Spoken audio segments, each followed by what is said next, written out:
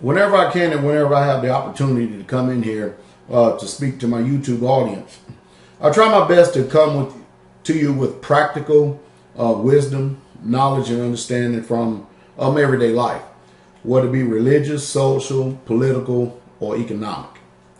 I try my best to speak to you truthfully from the heart and not to stretch myself beyond measure, but to speak to you about things that I actually do and put into practice in my life within my own self, as well as things that I've done in life, and try to save you a lot of steps and a lot of experiences I've learned in life. I'll give you an example. Let me give you an example with sound money. This is money. This is sound money. This is a 1 ounce silver Canadian maple leaf. Over the years and over the centuries, because time is an ally of deceit, we've been seduced into believing that this is not money at all, but this is money. Now you have to understand, it takes a lot of changing of the mind and of the conscience to get you to believe that what was always money is no longer money anymore in order for you to accept this. But we see happening right before our very eyes that regardless of the sentiments of the powers that be, who want to continue to keep printing this stuff out of thin air and calling it money, we see that the people are constantly hedging themselves from this deflationary depression that we're staring at right now. I mean, after all, this is the only hedge against any type of deflationary depression that we're experiencing right now. So I've learned over the years that unless people are willing to open up their minds and to willing to do the diligent research, and then that's, you have to understand, as Americans, anybody who speaks anything contrary to what we already believe, to us, they are a liar. Now, that doesn't mean that they're telling a lie. It's just that you have not yet have done your due diligence enough to stretch yourself or go outside of the box of your thinking to see if what they're saying is true or not. And this seems to be a common problem here in this world, in this society, in the way that we're living today. I think it's pretty sad, very sad, that we will not allow ourselves to grow because the things that we have received in the past as truth, we've limited ourselves, and so therefore we can't grow. Let me give you an example. For instance, on the religious front, there's nothing about the way that I was taught growing up. I don't care how much truth was given to me or how many lies were sown to me. There's nothing about what I've learned in the past that resembles anything or what I believe today. Because when I became a man, I started doing my own research, and I've been able to embrace truth. I've been able to grow, and I've been able to change. That's like a long time ago. I actually believed that this was money. One time I actually believed that this was serious money. I didn't have any idea or any concept that this thing right here was called money, or even if it was money. So what I did, I started reading books. I started doing research about people who are expert in these fields and areas. I started with the Bible, because the Bible talks about gold and silver as money. It's God's money. It's money that's always been a medium in exchange. And so then I started looking at the history of stuff. How in the world did we get finagled, hoodwinked, and deceived into believing that this is money and this is no longer money? And yet I'm still watching this little 1 ounce silver right here getting ready to surpass what is printed on the face of this bill right here. This is a Federal Reserve note. It's not money. So after doing my due diligence and research and looking at the trends of history, I decided to change my course again, like I did when it comes to belief. I had to throw away all the things that I have ever learned, and I unlearned them so that I could learn the truth about what sound money was. And so I decided to hedge myself against inflation. I decided to ignore all the things that I had been taught and to find truth for myself. And of course, I've made many enemies Not that I wanted to, or even that it was my desire to make enemies, but I made a lot of enemies in changes that I've done in my life as well as others. I'll give you an example. I have thoughts running in my head, and I was thinking, why in the world would somebody want to go out and pay 30 years on a house? So I started doing calculations. Let's say if I was to purchase a $150,000 house. So I started doing calculations and stuff, and I figured over life of 30 years, I said, man, I'm going to pay $300,000 to $500,000 for that house. That just doesn't seem intelligent to me. And so I decided to save money and buy some land and make sure it's big enough land so I can get people who are of like mind and like precious faith, since I'm in the Messiah, Nazarene of Israel, the Hebrew Israelite faith. And so I just thought that, it seems like that it would be better if I would just live debt free. And if I had to purchase anything, and of a large sum, buy it or purchase it, and then pay it off as quick as you can, because I'm not the type of man that has $5,000 just laying around that I can just go and lay my hands on and just go and pay for something right off the bat. So I thought I would live a little bit different. Also, I started checking out everything that I ever believed, especially when it comes to faith, because, I started thinking, I only got one soul. I only have one life. And if I'm expected to know the truth, because it seems like everything I've ever been taught was a lie, I'm going to have to nourish that knowledge within my own self.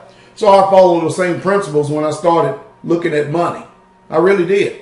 And so I'm glad that I've been able to hedge myself from this deflationary depression that we're staring at, just like the Roman Empire. I've learned that the United States of America, we're following the same policies and principles as the old Roman Empire. As a matter of fact, we've learned nothing from history. So a lot of people don't learn anything from history, but me, I choose to, because if I don't understand history and if I don't know history, then I'm destined to repeat the same mistakes from the past. I'll give an example. China, India, and Brazil, no matter if the United States of America collapse, is irrelevant to them. They are sitting pretty.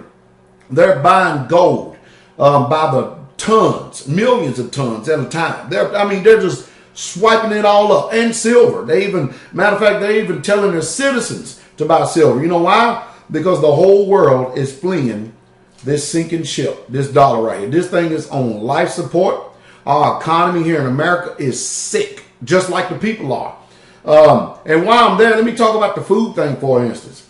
I looked out and I saw that no matter what people are doing, no matter what diet fad that they would follow, no matter what opinions that they would follow because experts say, I see that the society around us are constantly still getting sick. So I started doing research. Today, it wouldn't make no difference if you're eating clean or unclean. If you're still not able to live on your own land, produce your own food, and grow your own livestock, chances are you're going to die of some type of kidney failure, heart disease, diabetes, or cancer. And that's just the truth. Because our food in this country is so chemically toxic.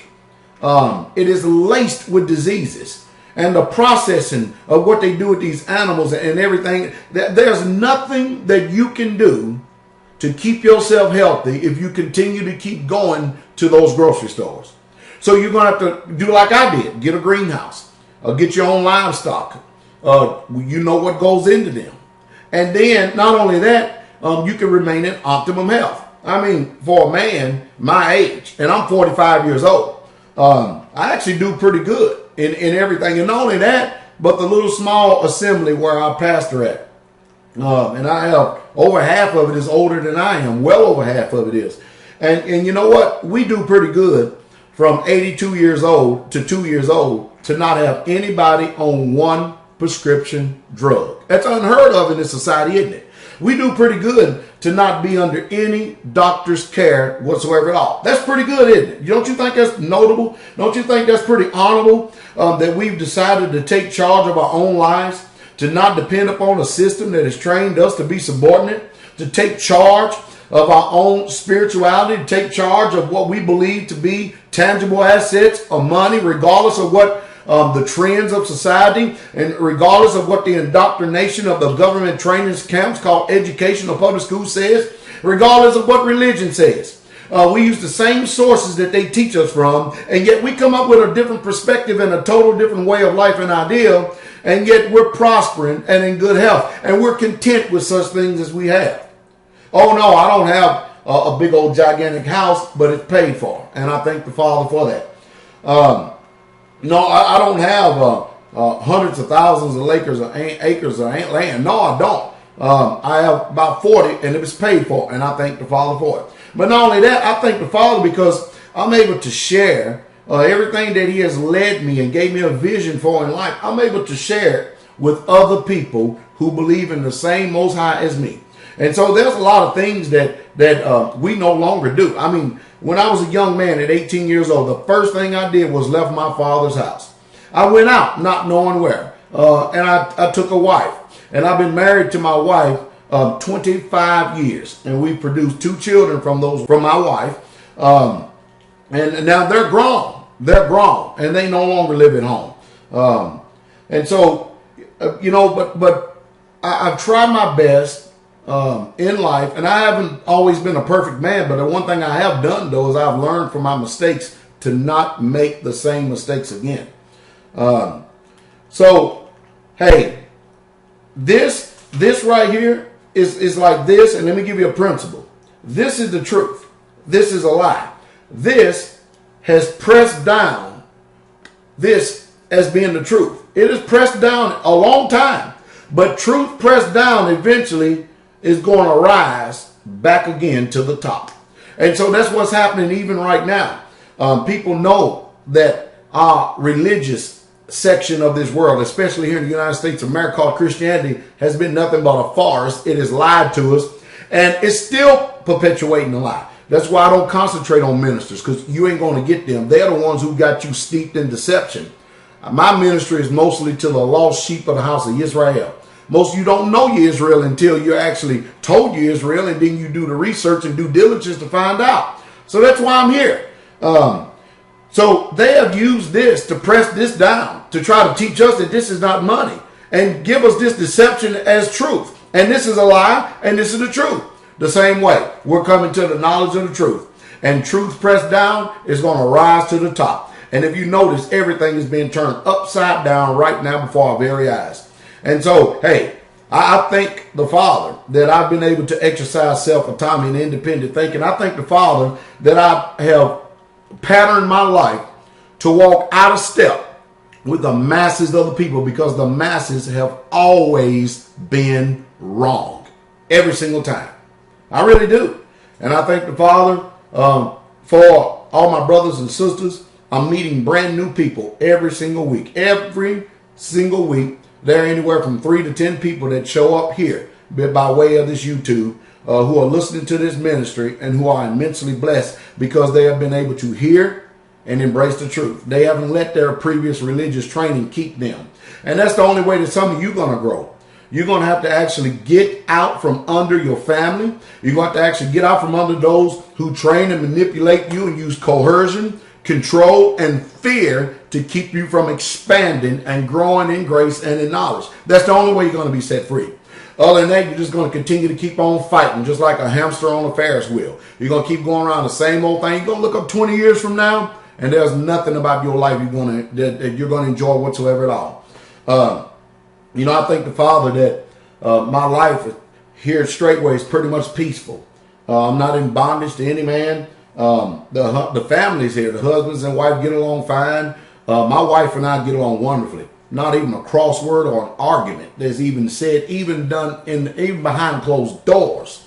We've got peace, and we thank the Father for it. And so that's my desire. My desire is everything that I've learned in life and everything that I teach, especially because I come from a biblical principles. In everything I do, I come from a biblical mindset.